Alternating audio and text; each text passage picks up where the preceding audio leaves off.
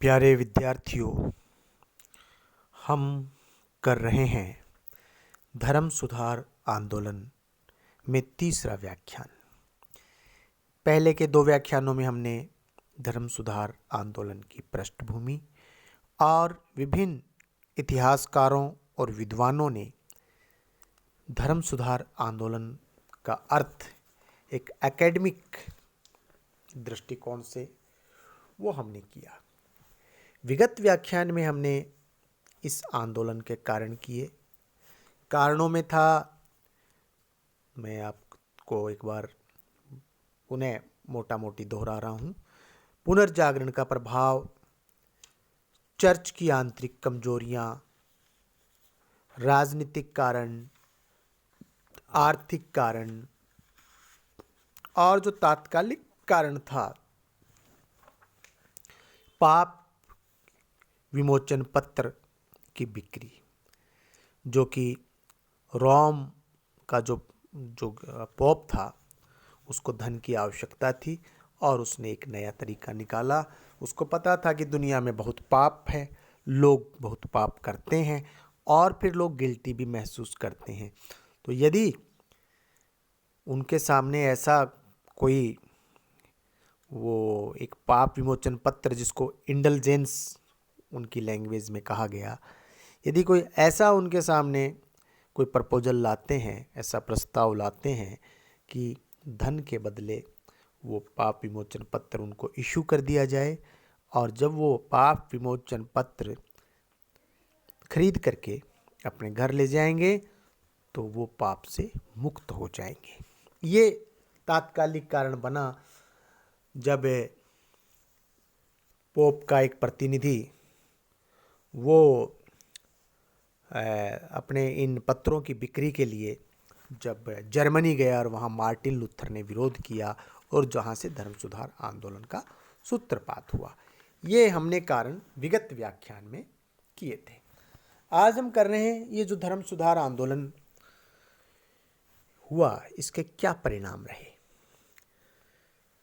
16वीं सदी की धार्मिक घटनाओं का जीवन के अन्य पहलुओं पर, धर्म के अलावा, पर क्या और कितना प्रभाव पड़ा, इसका सही मूल्यांकन करना तो बहुत कठिन है, क्योंकि कई मामलों में वे पुरानी प्रवृत्तियों के जाल में फंसी हुई थी और कुछ मामलों में नवीन विचारों से प्रेरित थी।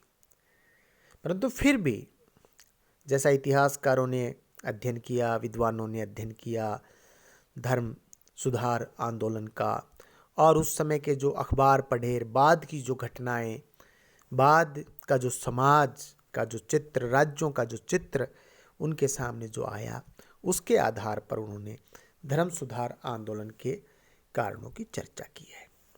पहला जो परिणामों की चर्चा की है, पहला परिणाम तो यह हुआ कि ईसाई धर्म की जो एकता थी वो खंडित हो गई, उसका अंत हो गया।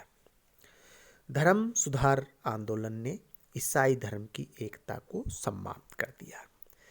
इसके पूर्व रूस और उसके आसपास के क्षेत्र को छोड़ दें तो संपूर्ण यूरोप में कैथोलिक चर्च था, वहाँ ऑर्थोडॉक्स था, रूस वगैरह में कैथोलिक चर्च का वर्चस्व कायम था। और रूस और उसके आसपास के थोड़े एरिया, बाल्कन को छोड़ दें तो पूरे यूरोप के दिलो दिमाग पर कैथोलिक धर्म जो है वो छाया हुआ था। परंतु जब ये कैथोलिक धर्म में बुराई आई और फिर बुराइयों को दूर करने के लिए आंदोलन हुआ, उसने कैथोलिक चर्च की एकता को खंडित कर दिया, विभाजित कर दिया, और एक नए संप्रदाय का उदय हुआ ईसाई धर्म में, प्रोटेस्टेंट का उदय हुआ। और फिर ये प्रोटेस्टेंट संप्रदाय भी धीरे धीरे अनेक उपशाखाओं में विभाजित हो गया। तो इस प्रकार विद्यार्थियों, कहा जा सकता है कि ईसाई धर्म की एकता का अंत हुआ। दूसरा परिणाम, मतभेदों की उत्पत्ति। धर्म सुधार आंदोलन के परिणाम स्वरूप जिन अनेक संप्रदायों का उदय हुआ, उनमें सैद्धांतिक एकता का अभाव था और धर्म के गूढ़ तत्वों को लेकर उनमें वैचारिक मतभेद उत्पन्न हो गए। कोई तकदीर में श्रद्धा रखता था, भाग्यवाद में, तो कोई इच्छा स्वतंत्रता में, स्वातंत्र्य में। चर्च और राज्य के आपसी संबंधों को लेकर भी भारी मतभेद था। चर्च की स्वतंत्रता का कोई समर्थक था तो कोई चर्च पर राज्य के नियंत्रण का पक्षपाती था। प्रोटेस्टेंट संप्रदाय में और भी अधिक मतभेद उत्पन्न हो गए, जैसा हमने पहला कारण में जिक्र किया।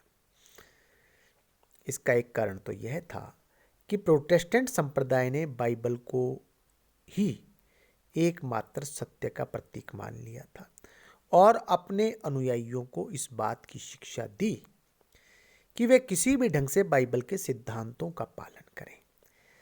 ऐसी अवस्था में भिन्न भिन्न मार्गों का निकलना या उदय होना स्वाभाविक बात थी, क्योंकि पुनर्जागरण के दौरान तर्क आ गया, पुनर्जागरण के दौरान मानववाद आ गया। अब हर बात आपने जो कह दिया, मैंने जो कह दिया, वह स्वीकार्य नहीं है। उस पर सुनने वाला एक प्रश्न चिन्ह लगाता है और फिर जब वो संतुष्ट होता है तो उसका पालन करता है। पुनर्जागरण के परिणाम स्वरूप अब लोग बाइबल की जो व्याख्या हो रही थी उस पर भी प्रश्न उठा रहे थे। संप्रदाय का जो ऑर्गेनाइजेशन था, संगठन था, उसको लेकर भी मतभेद थे। कुछ समय बाद मैथोडिज्म, बैप्टिज्म, कांग्रीगेशनलिज्म, ऐसे विभिन्न मतांतरों के प्रचलन से यह मतभेद और भी बढ़ता गया। तीसरा परिणाम विद्यार्थियों, असहिष्णुता का विकास। देखिए, धार्मिक जो सहिष्णुता थी वो लोप हो गई। उसके स्थान पर असहिष्णुता की भावना का विकास हुआ। 1500 ईस्वी के आसपास लगभग पश्चिमी तथा मध्य यूरोप के सभी निवासी कैथोलिक ईसाई थे और वे धार्मिक शांति के साथ एक दूसरे से सहयोग से मिलजुल कर जीवन व्यतीत कर रहे थे। 60 साल 1560 के बाद की हम जब दृश्य देखते हैं यूरोप में, तो कैथोलिक के अलावा अब लूथरवादी, काल्विनवादी, अनाबैप्टिस्ट, मेनोनाइट्स आदि 1 दर्जन पंथों के लोग एक दूसरे से लड़ रहे थे, एक दूसरे का रक्त बहा रहे थे। कैथोलिक और प्रोटेस्टेंट दोनों ने अपने अपने संप्रदाय की सुरक्षा के निमित्त हथियार उठा लिए, शस्त्र धारण कर लिए और इनमें अत्यधिक भयानक युद्ध, कत्लेआम और हत्याओं का सिलसिला शुरू हुआ। युद्धबंदियों और स्त्रियों तथा मासूम बच्चों तक को बिना किसी दया के धर्म के नाम पर निर्ममता पूर्वक मौत के घाट उतारा जाने लगा। परिणाम स्वरूप यूरोप धर्म युद्धों की रणभूमि बन गया, लोगों को जिंदा तक जलाया गया। धर्म के नाम पर हजारों लाखों लोगों को मौत के घाट उतार दिया गया। महात्मा काल्विन जैसे धर्म सुधारक, महान सुधारक भी असहिष्णुता के चक्कर में फंस गए और उन्होंने सर्वेटिस को जीवित जलवा दिया। जिनको महात्मा कहा गया, उन्होंने भी अपने विरोधी को जीवित जलवा दिया। इस प्रकार धार्मिक असहिष्णुता ने एक लंबे समय तक यूरोप की शांति को नष्ट किया। विद्यार्थियों, में अक्सर अपने कक्षा में कहा करता हूँ कि आदमी के साथ में जो सबसे बड़ा जो एक षड्यंत्र हुआ वो धर्म के नाम पर हुआ। और धर्म के नाम पर जितने खून इस धरती पर आज तक बहा है, जितनी मौत हुई हैं, हत्याएं हुई हैं, युद्धों में भी उतनी हत्याएं नहीं हुई। धर्म, जिसको हम सभी धर्मों के लोग अपने अपने धर्म को किसी ईश्वर से जोड़ते हैं और अपने अपने धर्म के प्रचार प्रसार के लिए तलवार का प्रयोग करते हैं, धन का प्रयोग करते हैं कि केवल हमारा धर्म धरती पर रहे, बाकी सब नष्ट हो जाए। ये कैसा धर्म है? असल धर्म तो मानवता का है, मानवीयता का है। चाहे ईसाई हों, चाहे हिंदू हों, मुस्लिम हों, सिख हों, बौद्ध हों, यहूदी हों, सब इंसान हैं। जब जिस दिन व्यक्ति को ये समझ में आ जाएगा कि सब इंसान हैं, सबको जीने का हक है, सबको प्रेम के साथ रहना चाहिए, उस दिन धरती से धर्म के नाम की जो असहिष्णुता समाप्त होगी। असहिष्णुता तो हम जो पढ़ लिख रहे हैं लोग, हमें अपने अपने जो हमारा जो दायरा है, हमारा परिवार है, हमारा समाज है, उनको समझाना चाहिए कि सभी धर्म समान हैं और सब एक बार एक दूसरे से प्रेम करके तो देखें, एक दूसरे के साथ में एक अच्छा सद्भाव, अच्छे भावना, विचार रख करके तो देखें, एक दूसरे के धार्मिक उत्सवों को आनंद से देखें कि देखिए इस धर्म में कैसे उत्सव मनाया जाता है। ये यदि हम करने लग जाएं, और अशोक ने कहा था, अशोक जिसको हम अशोक महान कहते हैं, कि जो दूसरे के धर्म की निंदा करता है वो स्वयं अपने धर्म की बड़े नुकसान करता है। ये उस समय अशोक ने आज से 2300-2400 साल पहले इस बात को समझ लिया। तो हम उस देश के वासी हैं जिसमें एक सह अस्तित्व की भावना है, जिसमें एक दूसरे को जो मतांतर है उसके साथ में स्वीकार करने की जो भावना है, हम उस देश के वासी हैं। हमें अपने सराउंडिंग में लोगों को समझाना चाहिए। इसके बाद में विद्यार्थियों, चौथा परिणाम सहिष्णुता का विकास। अभी हमने किया था असहिष्णुता का विकास, ये बिल्कुल उसके उलट बात आई है। इंटरेस्टिंग। देखिए, काफी लंबे समय के बाद प्रोटेस्टेंट विद्रोह ने व्यापक सहिष्णुता का मार्ग प्रशस्त किया। इससे पिछले व्याख्यान में हमने एक बात की थी कि परिवर्तन प्रकृति का नियम है। विद्यार्थियों, ये प्रकृति का संविधान है। देर सवेर परिवर्तन आता है, कभी अच्छा आता है, कभी बुरा आता है। अब प्रोटेस्टेंट ने पहले खूब जंग लड़ी, खूब खून बहा, लोगों को मारा, काटा, जिंदा जलाया, लेकिन उसके बाद सहिष्णुता का मार्ग आया। कुछ क्षेत्रों में 2 या अधिक संप्रदाय इस मजबूती के साथ पैर जमा चुके थे कि लोग दीर्घकालीन आपसी संघर्ष से उकता गए हैं और वहां की सरकारें भी किसी प्रकार से धार्मिक समझौते के द्वारा शांति स्थापित करने को उत्सुक थी। लोग भी परेशान, सरकार भी परेशान। अब सब चाहते हैं कि यार बहुत हो गया, अब शांति से जिए, ऐसा माहौल बने कि आने वाली नस्लें, आने वाले हमारे जो बच्चे हैं वो चैन से सांस ले सकें, भय में ना रहें, हर पल मौत का साया सिर पर मंडराता रहे, ऐसा माहौल खत्म हो। परिणाम स्वरूप कैथोलिक फ्रांस में नांतेज के फरमान के द्वारा ह्यूगो नाटो को धार्मिक सहिष्णुता प्राप्त हुई। 16वीं सदी के अंत में पोलैंड में भी धार्मिक सहिष्णुता के लक्षण प्रकट होने लगे। 17वीं सदी में हॉलैंड भी एक सहिष्णु देश बन गया। फिर भी इतना तो निश्चित है विद्यार्थियों कि आधुनिक धार्मिक सहिष्णुता 16वीं सदी के धार्मिक उथल पुथल की सीधी देन न होकर 1700 ईस्वी के बाद यानी कि 18वीं शताब्दी में लोगों में धार्मिक उदासीनता या धर्मनिरपेक्षता या विवेक शक्ति का विकास हुआ और ये सहिष्णुता उसी विकास का परिणाम थी। अगला परिणाम धर्म सुधार आंदोलन का नैतिकता और शिष्टता। मार्टिन लूथर जो कि जर्मनी का था के साथ एक भयंकर संघर्ष का एक परिणाम यह निकला कि अब अनैतिकता और जो अशिष्ट व्यवहार है उस पर कठोरता के साथ ध्यान दिया जाने लगा। प्रत्येक पक्ष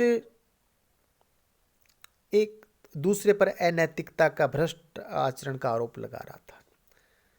प्रोटेस्टेंट लोग कैथोलिक पादरियों और बिशपों के भ्रष्ट जीवन का डरावना चित्र प्रस्तुत करते थे। कैथोलिक लोग भी प्रोटेस्टेंट का इतना ही डरावना चित्र प्रस्तुत करते थे और कहते थे कि वे जो लोग हैं वे बहुत अत्याचारी हैं। इन आरोपों का सामना करने के लिए कैथोलिकों और प्रोटेस्टेंटों दोनों ने ही उच्च नैतिक मूल्यों की शिक्षा देने और उन पर अमल करने का जोरदार प्रयत्न किया। अब एक समय दोनों एक दूसरे पर आरोप प्रत्यारोप लगा रहे हैं अनैतिकता का, अशिष्टता का, लेकिन फिर दोनों ने ही, हमने ऊपर किया ना कि लोग उकता गए, फिर दोनों ने ही ये प्रयास किया कि अपना जो इंटरनल जो धर्म है, हमारे जो बच्चे हैं उनका जो संस्कार है उसमें नैतिक मूल्यों की शिक्षा दी जाए। कैथोलिक भी यह करने लगे, प्रोटेस्टेंट भी यह कर, यानी दोनों सुधारवादी, दोनों प्रगतिशील, दोनों एक मानवता के साथ में अंदर अपने अपने दायरे में प्रयास कर रहे हैं। प्रत्येक जगह ईश्वर निंदा, फूहड़ पुस्तकों, आचरणहीनता को समाप्त करने का प्रयास किया गया। अब एक दूसरे के जो महापुरुषों का जो अपमान हो रहा था उसको रोकने का प्रयास किया गया, क्योंकि उन सब से माहौल बिगड़ रहा था। वो जब प्रयास किए गए, वो छोटे छोटे प्रयास, उन्होंने बड़ा अच्छा परिणाम दिया और यूरोप के अंदर एक नैतिकता और शिष्टता, इन चीज़ों का विकास हुआ।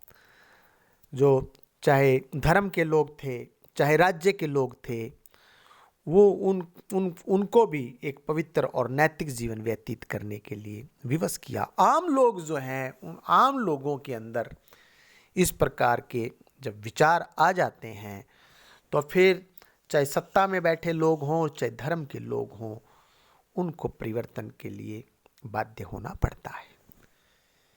विद्यार्थियों, अगला परिणाम शिक्षण संस्थानों का विकास। देखिए, जो दोनों ही हैं, कैथोलिक और प्रोटेस्टेंट, दोनों को ही शैक्षणिक सुविधाओं को सुधारने तथा नई शिक्षण संस्थाओं की स्थापना की तरफ विशेष ध्यान देना पड़ा।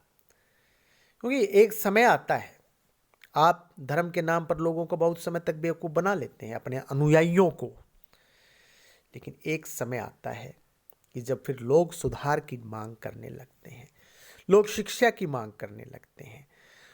तो अब जैसे हमारे देश में भी कुछ धर्म ऐसे हैं, अपने अनुयायियों को अभी वो अंधेरे में रखे हुए हैं, लेकिन एक समय आएगा जब उनके अनुयायी ये चीज़ चाहेंगे, एजुकेशन चाहिए उनको स्कूल कॉलेज चाहिए, हथियार नहीं, उनको कंप्यूटर चाहिए। ये एक समय आएगा और वहाँ पर वो समय, उस समय वो जो हम आधुनिक काल, यूरोप का आधुनिक काल पढ़ रहे हैं, ऐसी डिमांड लोगों में आ चुकी थी और फलस्वरूप राज्यों को भी इस तरफ ध्यान देना पड़ा।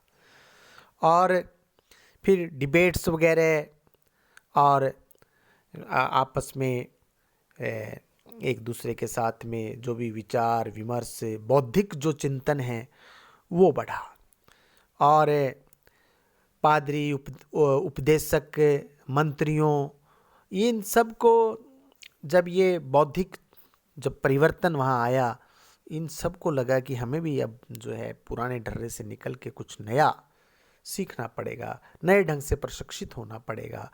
तो फिर इनके जो बच्चे थे उनको कि हमारे बच्चों को भी नए ढंग से पढ़ना पड़ेगा। तो फिर नए नए स्कूल बने, नई नई यूनिवर्सिटीज़ बनी, और उन स्कूल कॉलेजेस के अंदर सभी संप्रदायों की विशेषताओं की, इनकी जानकारी दी जाती थी, कमियों की भी जानकारी दी जाती थी। और जब उन संप्रदायों को अपनी कमी का पता चलता तो वो आत्म मंथन करते थे। एक अलग प्रकार का दृश्य यूरोप में धर्म सुधार आंदोलन के बाद, पुनर्जागरण के बाद। अगला बिंदु है धर्म सुधार आंदोलन का जो परिणाम है, व्यक्ति की महत्ता का विकास। धार्मिक विद्रोह ने अप्रत्यक्ष रूप से व्यक्तिवाद को बढ़ावा दिया। कैथोलिक चर्च ने हमेशा सिद्धांतों की एकता तथा चर्च के संगठन के माध्यम से मुक्ति पर जोर दिया था, यानी कि परलोक पर जोर दिया था।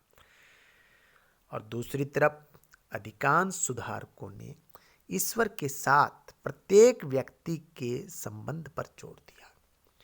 अब जो नई कॉन्सेप्ट जो यूरोप में आ गई थी कि भाई ठीक है, ईश्वर अपने स्थान पर है, वो सब हमें मानना है, लेकिन जो जीवन हमें ईश्वर ने दिया है, इस जीवन को यूं ही व्यर्थ नहीं करना है, इसको संवारना है, इसको सजाना है, इसको स्वस्थ रखना है और इसको सुखी बनाना है। प्रत्येक व्यक्ति अब बाइबल पढ़ने लगा था, क्योंकि प्रिंटिंग प्रेस के बाद बाइबल खूब छप गई और लोकल लैंग्वेज में छप गई, तो उसकी वो व्याख्या भी फिर करने लगा, समझने भी लगा उसको। अब उसको पोप की ज़रूरत नहीं थी, पादरी की ज़रूरत नहीं थी। सुधारक लोग प्राय उस प्रत्येक व्यक्ति के प्रति अधिक ऐसे ही सुन होते थे जिसकी व्याख्या उसकी स्वयं की व्याख्या से मेल नहीं खाती थी। एक समय ऐसा था, परंतु अंततः उनकी शिक्षाओं में न केवल धर्म के क्षेत्र में अपितु आर्थिक राजनीतिक क्षेत्र में भी व्यक्ति के महत्व के संबंध में, इंपॉर्टेंस ऑफ मैन, ईसाई विश्वास की परंपरा को उजागर करने की सेवा की। जो पहले जो कुछ गड़बड़ हो रहा था, अब उसके स्थान पर व्यक्ति की बात होने लगी। हर जगह राजनीति हो, समाज हो, आर्थिक जगत हो, वाणिज्य हो, कला हो, सब में व्यक्ति महत्वपूर्ण हो गया था। तो व्यक्ति की जो महत्ता है, जो मध्यकाल में बिल्कुल समाप्त हो गई थी, यानी इस लोक की बजाय परलोक की चिंता केवल, अब इस लोक की भी चिंता होने लगी। अब इस लोक में हमें जो जीवन मिला है उसको सुखी बनाने की बात होने लगी। अगला बिंदु, राजाओं की शक्ति में विकास। जो धार्मिक उथल पुथल यूरोप में जो हो रही थी, उसका पहला प्रभाव राजाओं और सम्राटों की शक्ति का बढ़ना था। राजतांत्रिक निरंकुशवाद की प्रवृत्ति जो थी वो बढ़ी। लूथरवादी जो राज्य थे, जैसे जर्मनी था, स्कैंडिनेविया था, में इंग्लैंड में, और यहाँ तक कि स्विट्जरलैंड, हॉलैंड में भी राजाओं ने धार्मिक मामलों पर नियंत्रण प्राप्त कर लिया और उसी के साथ चर्च की जमीनों को अधिकृत करके अपनी शक्ति और संपत्ति दोनों का विकास किया। ठीक है ना, हमने पहले पढ़ा कि ये जो राजा थे सब चर्च के अधीन थे, पोप के अधीन थे, लेकिन अब अभी आपने सुना कि राजाओं ने धार्मिक मामलों पर नियंत्रण कर लिया और उसकी संपत्ति सारी जो है उसको जब्त कर ली।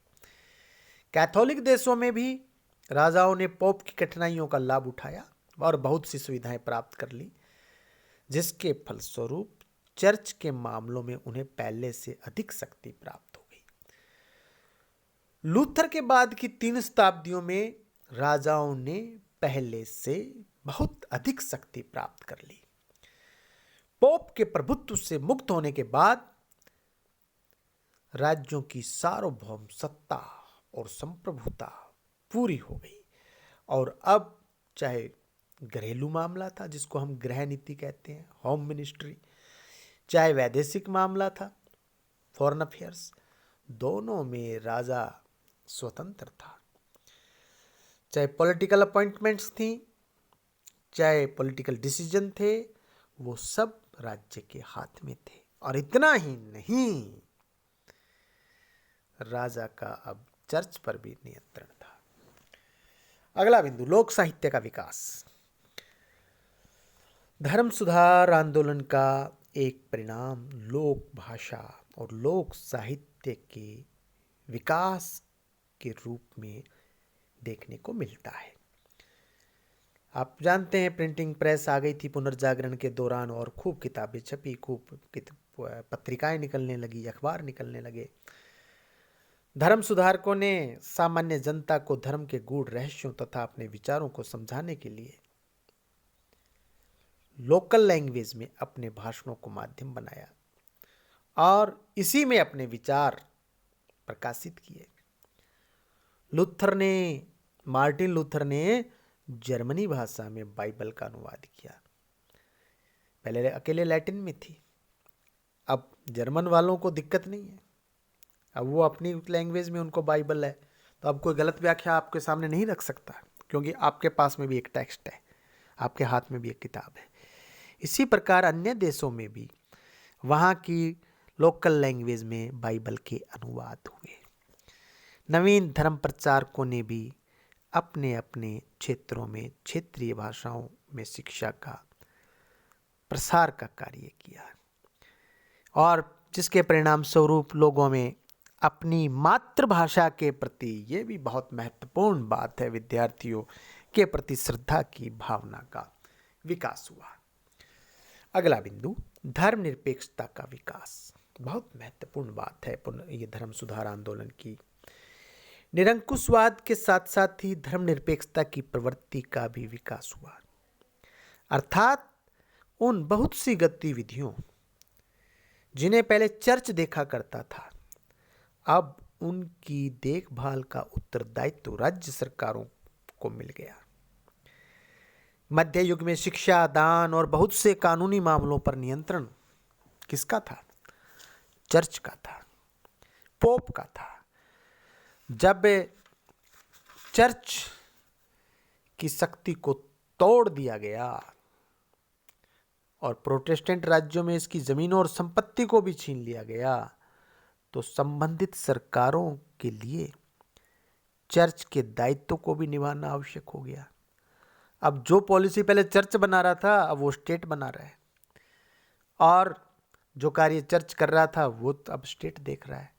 फिर चाहे स्कूल की स्थापना हो, चाहे हॉस्पिटल हो, परिवार हो, विवाह संबंधी मामले हो, ये सब स्टेट देखने लगा। और इस प्रकार धीरे धीरे यूरोप के अंदर धर्मनिरपेक्षता का विकास हुआ। जो पहले केवल धर्म से दिशा निर्देश प्राप्त करते थे राज्य, और विद्यार्थियों, आप इतिहास के विद्यार्थियों, अभी आप इतिहास पढ़ना शुरू किया है और आगे पढ़ेंगे।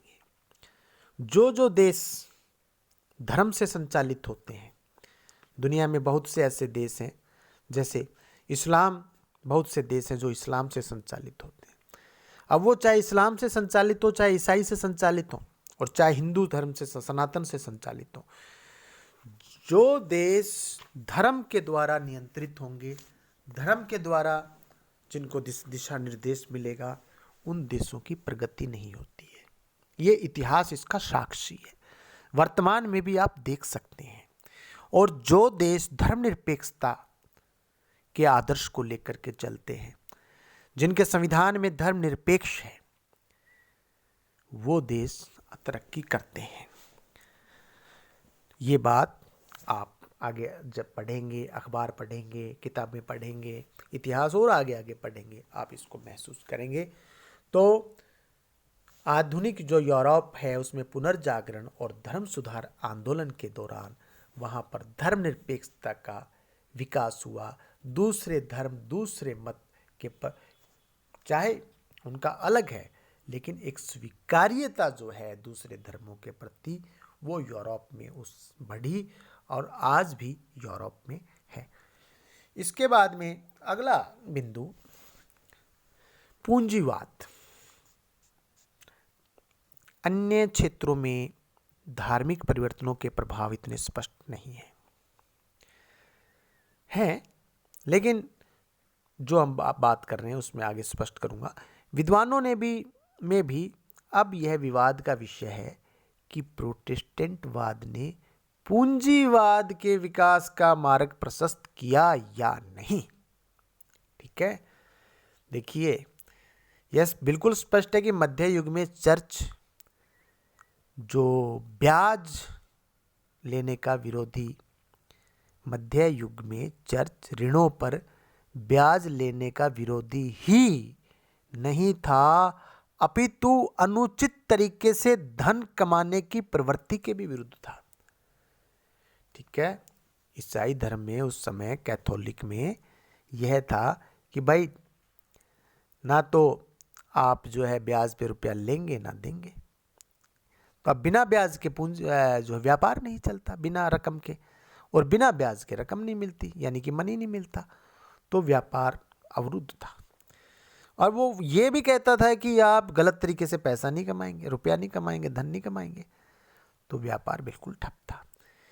इसी प्रकार यह भी स्पष्ट है कि प्रोटेस्टेंट और खासकर जो काल्विनवादी लोग हैं ने ब्याज लेने की तरफ उदार दृष्टिकोण अपनाया और मितव्ययिता, समय व कठोर परिश्रम पर जोर दिया, जो कि व्यवसाय की वृद्धि और पूंजीवाद के विकास के लिए एक आवश्यक गुण है।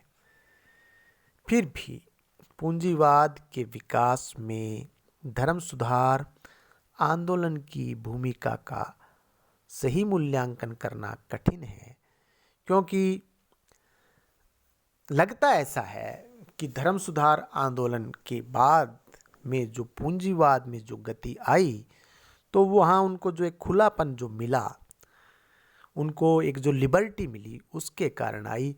क्योंकि जो बड़े बड़े पूंजीपतियों का जो उदय है वो धर्म सुधार आंदोलन के बाद हुआ है। तो फिर भी हम यदि एक बात कोई कहनी पड़े हमें, तो हम कहेंगे कि धर्म सुधार आंदोलन के बाद विचारों में जो परिवर्तन आया, उस विचारों के परिवर्तन से ब्याज पर धन का लेन देन का जो सिलसिला बढ़ा और जो धन कमाने की प्रवृत्ति बढ़ी, उसमें पूंजीवाद के अंदर जो है प्रगति आई, पूंजीपतियों का उदय हुआ। इस प्रकार विद्यार्थियों,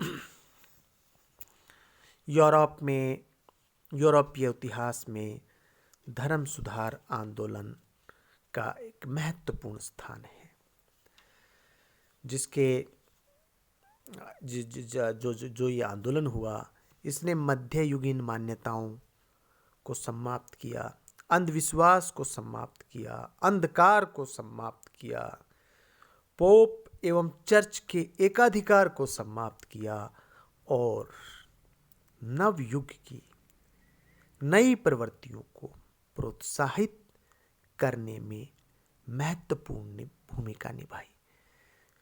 देखिए, पुनर्जागरण के दौरान जो तर्क आया था, जो मानववाद आया था, उसने फिर धर्म सुधार आंदोलन में जो प्रोटेस्टेंटवाद आया, इन्होंने धार्मिक जीवन का केंद्र चर्च की बजाय मनुष्य को, व्यक्ति को बना दिया। पहले जो सारा उद्देश्य था धर्म सुधार आंदोलन और पुनर्जागरण से पहले, वो ये था कि हमारा परलोक सुधरना चाहिए। ये लोग इस लोक में, इस जीवन में चाहे कितना ही दुख पाएं, लेकिन मृत्यु के बाद स्वर्ग प्राप्त होना चाहिए। और वो स्वर्ग कैसे मिलता? वो स्वर्ग जो पादरी जो रास्ता बताता था, पोप जो रास्ता बताता था, उसके माध्यम से वो स्वर्ग मिलता था। तो वो धारणा जो है समाप्त हुई और कहा गया कि जो स्वर्ग है इस जीवन में बनाया जा सकता है। इस मनुष्य अपने इस जीवन को सुखी करके, अपने समाज को सुखी करके, अपने देश को सुखी करके, यही इन सब को जब हम सुखी कर लेंगे और यहाँ हम एक अच्छा सा जीवन जिएंगे, तो वो भी ध्यान रखा। साथ साथ में उन्होंने ऐसा नहीं है कि परलोक को बिल्कुल भुला दिया, ईश्वर की भी उपासना रही, लेकिन साथ साथ में व्यक्ति को भी महत्व मिला। बहुत बहुत धन्यवाद।